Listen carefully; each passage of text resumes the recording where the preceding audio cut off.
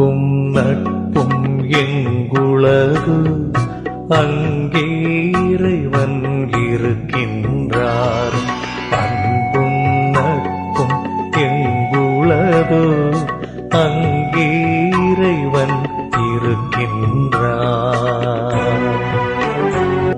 கிறிஸ்துவின் அன்பு நம்மையெல்லாம் ஒன்றாய் கூட்டி சேர்த்ததுவே. அவரில் அக்களித்திடுவோம் யாம், அவரில் மகிழ்ச்சி